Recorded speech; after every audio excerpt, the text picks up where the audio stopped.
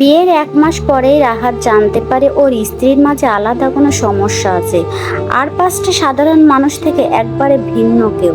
বাসর রাতে ব্যাপারটা টের পেয়েছিল রাহাত, কিন্তু গুরুত্ব দেয়নি। নতুন বউ নিয়ে সবাই যখন বাসর ঘরে মাতামাতি করছিল, তখন এনা বাড়ির বাচ্চাদের উপর ভয়ঙ্কর দৃষ্টিতে চেয়েছিল। রাহাতের বোন সাইমা অবশ্য সেটা শুরু থেকেই খেয়াল করেছিল। এক পর্যায়ে এনা সকলের উদ্দেশ্যে বলে ওঠে, আপনারা এবার আসুন, আমি এত চিল্লাচিল্লিতে বিরক্ত হচ্ছি। নতুন বউয়ের এমন কথায় সবাই খুব মর্মাহত হলেও তেমন গায়ে মাখেনি। সারা দিনের অনেক ক্লান্তি, হয়তো বিরক্ত হওয়াটাই স্বাভাবিক। এদিকে রাহাতের বাবা আকিমুল হাসান ছেলের এমন হঠাৎ সিদ্ধান্তে বিয়েতে রাজি ছিলেন না। অনেক কষ্টে বাবাকে মানিয়েছে সে। এনার মন এমনিতেই ভেঙে গেছে। মেয়েটার যখন বিশ্রাম দরকার, নিঃশব্দে সবাই ঘর থেকে বের হয়ে যায়।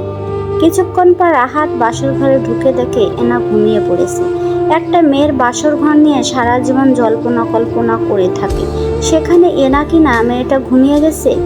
7 মাস বাস ভাবতে ভাবতে কখন যেন তন্দ্রা ভাব চলে এসেছে রাহাতে। খুব গভীর রাতে একবার যখন ঘুম ভাঙে, তখন রাহাতের পাশে এনার অস্তিত্বই ছিল না। ঘরের আলো জ্বালিয়ে সমস্ত ঘর, ওয়াশরুম, বারান্দা তছনছ করে খুঁজেও তাকে পাওয়া যায়নি। চিন্তায় ওর শরীর ঘেমে একাকার। পছন্দ করে বিয়ে করেছে রাহাত, এনাকে যতটুকু চেনে ওর তরফ থেকে ঠকানোর প্রশ্নই ওঠে না। কিছুক্ষণ পর ঘরের বাইরে এসে রাহাত আবিষ্কার করলো এনার ডাইনিংয়ের দিকে পায়চারি করছে। সামনেই রাহাতের বড় ভাই অনিকেতনের ঘর। অনিকেত, তার স্ত্রী আরাধ্যা এবং তাদের একমাত্র ছেলে আনান ঘুমিয়ে আছে ওই রুমে। রাহাত ধীরে ধীরে এনার কাছে গিয়ে প্রশ্ন করে, এত রাতে এখানে কি করছো? রাহাতের আকস্মিক প্রশ্নে চমকে ওঠে এনা। কম্পিত স্বরে জবাব দেয়, ঘুম আসছে না তাই পায়চারি করছি। আমাকে ডাকতে পারতে, তুমি ঘুমাচ্ছিলে তো তাই বিরক্ত করিনি। রাহাত ওর মুখের দিকে কিছুক্ষণ নিষ্পলক চেয়ে থেকে, কি স্নিগ্ধ একটা মায়াভরা মুখ। বিয়ের আড়ম্বর শরীরে এখনো লেপ্টে আছে তার। এনাকে দুহাতে নিজের মধ্যে জড়িয়ে নিয়ে আলতো চুমু খেতে গেলে সে মাথা নিচু করে ফেলে। রাহাত তৃষ্ণার্ত পাখির মতো চেয়ে থাকে এনার ঠোঁটের দিকে, তবুও তার বিন্দুমাত্র ভাবান্তর নেই।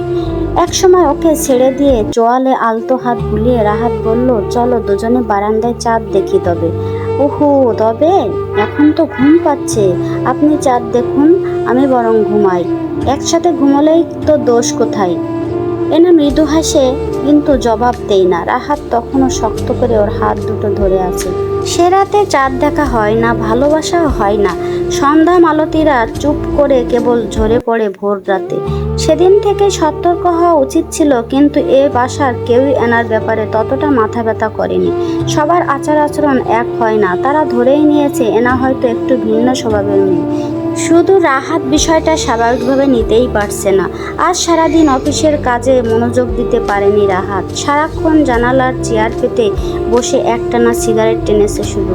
সন্ধ্যাবেলা বাসার দিকে এনাকে নিয়ে ছাদে উঠে যায়। এনা অবশ্যই একটু অবাকই হয়েছে। ঠোঁটের মুখে বিস্ময়ের ঘোর রেখে জিজ্ঞাসা করে, হঠাৎ ছাদে নিয়ে এলে যে? আকাশে মিটিমিটি তারা জ্বলছে, ওদিকেই চেয়ে রাহাত জিজ্ঞাসা করলো, এনা আমি তোমাকে সুখী রাখতে পারছি না তো? হঠাৎ এমন প্রশ্ন? তোমার আচরণ বাড়ির আর সবার থেকে আলাদা, কেমন চুপচাপ থাকো নিজের ঘরের মধ্যে। আজ এতদিন হয়ে গেছে আমরা বিবাহিত, দুজন দুজনের ঘনিষ্ঠও হতে পারিনি।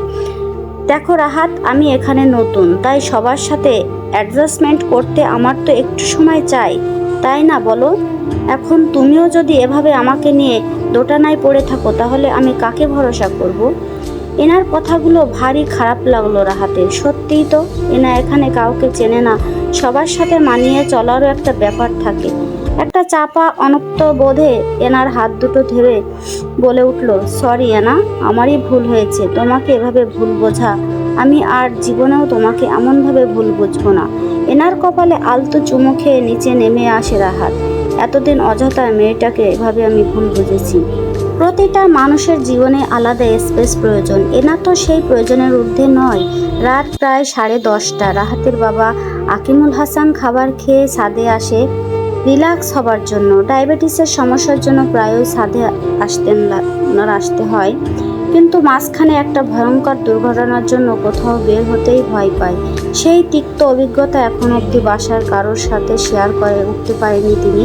একা একা পায়চারি করতে করতে গুনগুন করে রবীন্দ্রসঙ্গীত গাওয়া আরম্ভ করলেন। ইতোমধ্যে রেলিং ছেড়ে ছাদের ফাঁকা জায়গায় চলে এসেছেন তিনি। বেশ কিছুক্ষণ কেটে গেছে এভাবেই। হঠাৎ পিছে কারোর অস্তিত্ব টের পেয়ে ফিরে তাকালেন। একটা নারী মূর্তি যেন দাঁড়িয়ে আছে কাছেই। চশমাটা ঠিক করে নিয়ে চেয়ে দেখেন ওটাই এনা। তার দিকে দৃষ্টি নিবন্ধ রেখে তাকিয়ে আছে। আনিমুল হাসান জিজ্ঞেস করলো, এনা এত রাতে তুমি ছাদে? আকিমুল হাসানের প্রশ্নের উত্তরে এনা দিল না। দ্বিতীয়বার কিছু জিজ্ঞাসা করার আগেই সজোরে তাকে ধাক্কা দিতেই আকিমুল সাহেব টাল সামলাতে না পেরে সোজা ওপাশে গিয়ে পড়ে গেলেন। একবার শুধু তার বিকট চিৎকার শোনা গেল। চিৎকার শুনে আরাধ্য ছুটে বাইরে বেরিয়ে এসে দেখতে পেল আকিমুল হাসানের নিথর দেহ পড়ে আছে মাটিতে। মাথা ফেটে রক্ত বের হচ্ছে বেশ। ওর পিছু পিছু বাসার সবাই এসে হাজির হয়েছে। ওনাকে ধরাধরি করে তুলে বসানোর চেষ্টা করলেও খুব একটা লাভ হলো না। আরাধ্য পালস চেক করে দেখলো মানুষটা বেঁচে আছে। আরাধ্য বলল, অ্যাম্বুলেন্স ডাকতে হবে, বাবা বেঁচে আছে। কিন্তু তড়িঘড়ি করে বাইরে আসার সময় কারোর হাতেই ফোন ছিল না। সাইনা ছুটে গিয়ে ঘরের ভিতর থেকে ফোন আনতে গিয়ে দেখে এনা ফোন হাতে সিঁড়িঘরের পাশ দিয়ে এগিয়ে আসছে। ক্ষণিক আবার দুশ্চিন্তায় জোর দিয়ে এনাকে উদ্দেশ্য করে সে বলল, ভাবি তাড়াতাড়ি আসো, অ্যাম্বুলেন্স ডাকতে হবে, বাবা ছাদ থেকে পড়ে গেছেন। এনা মাথা দুলিয়ে সাইনার দিকে তাকিয়ে বাইরে এগিয়ে আসে। কল করে ডাকা হয় অ্যাম্বুলেন্স। এনার চোখে মুখেও ভারী বিষণ্ণতা। পরদিন সকালে আকিমুল হাসানের জ্ঞান ফিরল ঠিকই। কোমরের দিকে একেবারে পঙ্গু হয়ে গেছেন। এদিকে মাথায়ও কিছুটা আঘাত লাগার কারণে শরীরটা প্যারালাইজড হয়ে গেছে। না কথা বলতে পারছেন আর না হাত নাড়াতে পারছেন। রাহাত, সাইনা অনেকের ভিতরে ঢুকে বাবার পাশে বসে কান্না করছে। এছাড়া বাড়ির কাউকে সকাল অবধি থাকার অনুমতি দেওয়া হয়নি। সকাল হতে না হতেই সবাই হাসপাতালে এসে হাজির।